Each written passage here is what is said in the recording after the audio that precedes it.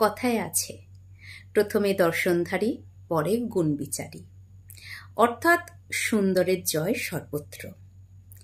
কিন্তু একজন খুব সুন্দর মানুষের যদি ততটাই কদর্য মানসিকতা হয়, তাহলে সেই সৌন্দর্য নিয়ে কি আদৌ আমাদের কোনো লাভ হয়?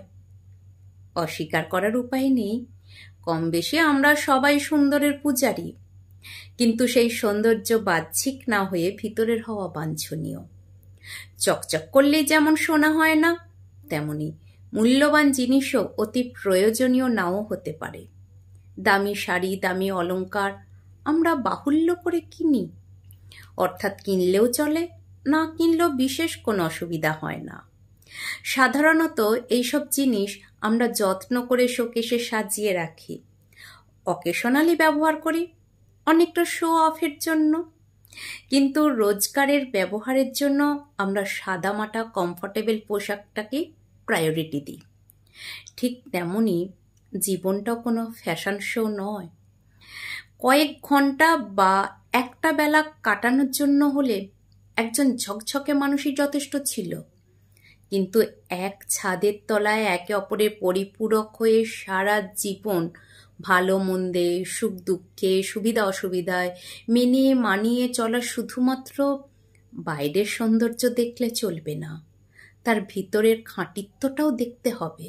কারোর মিষ্টি কথায় গলে গিয়ে নয়, তাকে বাস্তবের কষ্টি পাথরে যাচাই করে নিয়ে তারপর নিজের জীবনে এন্ট্রি করার সুযোগ দাও।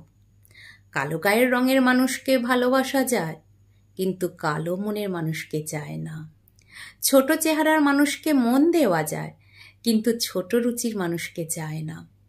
সৌন্দর্যের জৌলুস সাময়িক, সময়ের সঙ্গে সঙ্গে সকলেরই চামড়া কুঁচকে যাবে, চোখের নিচে ডার্ক সার্কেল পড়বে, কপালের সামনেটা ফাঁকা হয়ে যাবে, চেহারা ভারী হবে, সুন্দর মানুষও আস্তে আস্তে বুড়ো হবে। কিন্তু মনের সৌন্দর্য কখনো পুরনো হয় না, কখনো বয়সের ভারে জীর্ণ হয় না। রোজগারের জীবনে চলতে গেলে আমাদের কাছের মানুষটাকে সবচেয়ে সুন্দর মনের অধিকারী হতে হবে।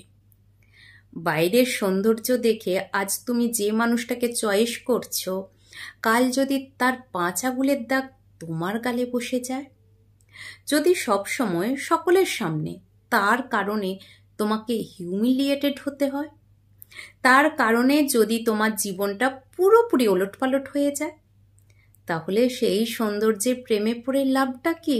কেবলমাত্র যার মিষ্টি কথায় ভুলে গিয়ে তুমি জীবনের বড়সড় সিদ্ধান্তটা নিয়ে ফেললে।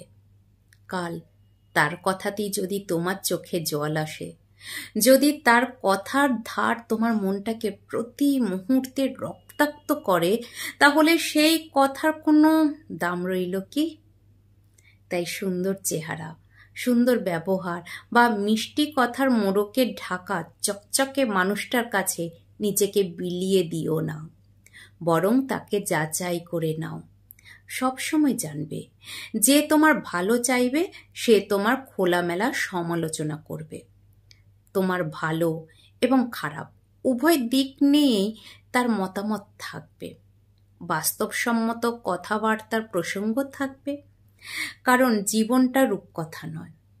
তাই কারো ফ্ল্যাটারিতে ভুলে না গিয়ে ভালো করে বুঝে নেওয়ার সময় নাও। সে কথাগুলো প্রকৃতিই বলছে, নাকি তার ভিতরে অন্য আরেকটা মুখ আছে? চোখ কান খোলা রেখে জীবনের পথ চলতে শেখো।